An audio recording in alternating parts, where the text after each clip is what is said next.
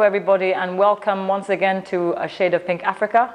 This is the last episode in our series, so I'm quite excited.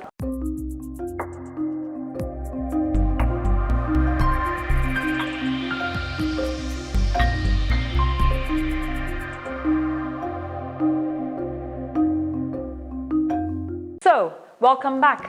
In this final episode in the series, I want to talk about self-love, and I think it's very important, especially when you're coming out of something traumatic.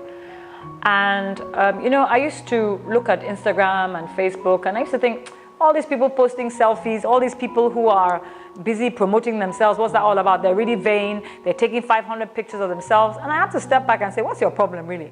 They're loving themselves. There's nothing wrong with it. There's nothing wrong with being happy with who you are. There's nothing wrong with empowering yourself. For goodness sake, if you don't love yourself, who's going to love you? And in previous episodes, I talked about loving yourself. It is so crucial to progress in life, because if you don't think you can do it, you're not going to do it.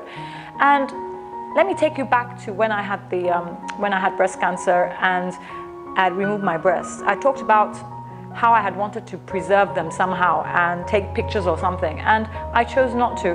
I decided to make the best of what I had left. What did I do?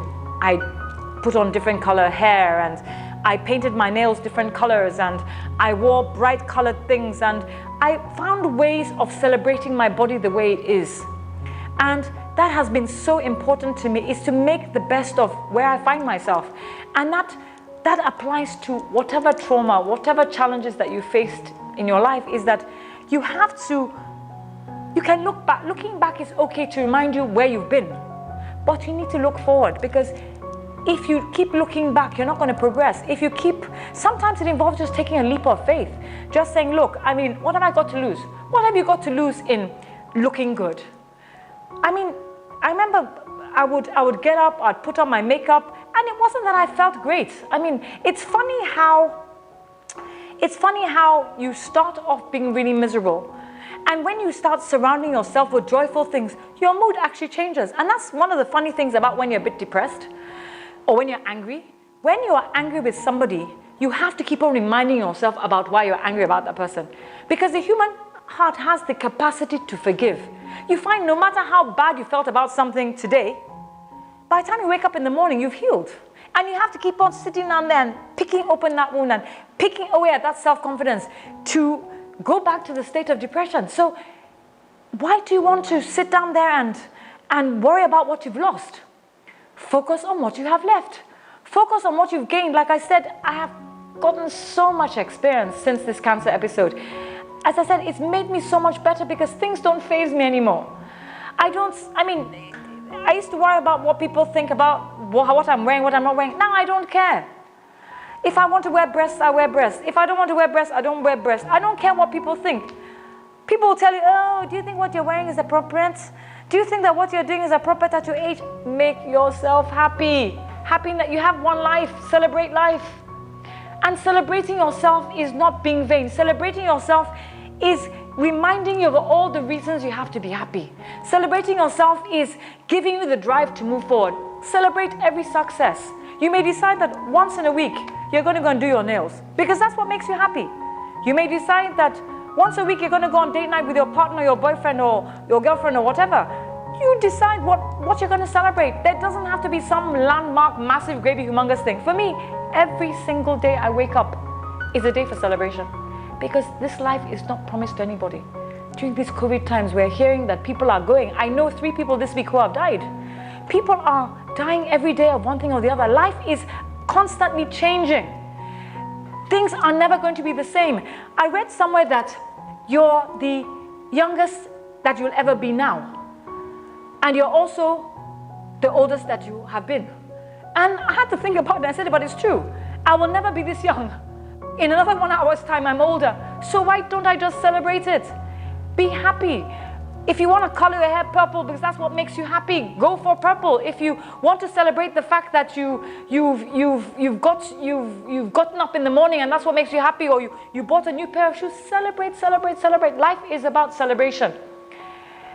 Tomorrow is not promised to anybody. Make the most of where you find yourself.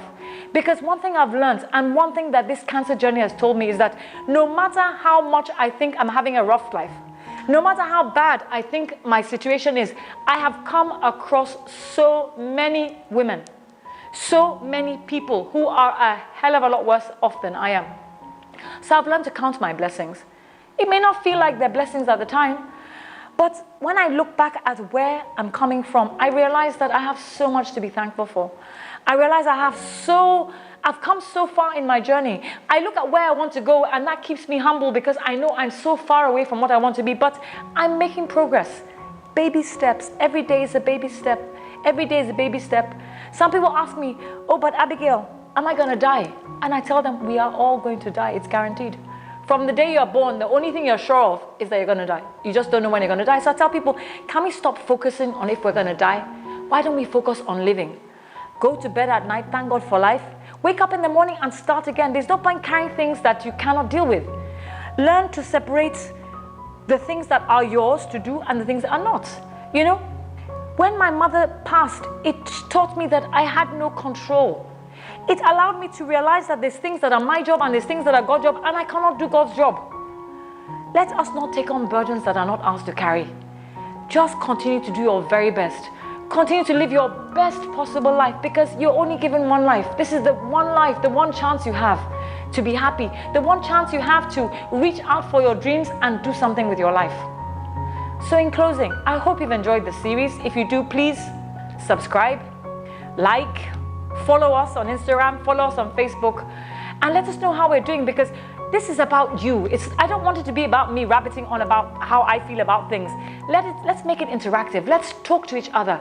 Let's grow and learn from each other, because ultimately the whole point of A Shade of Pink is that we share, we educate, and inspire. Thank you so much for joining me. I love you guys.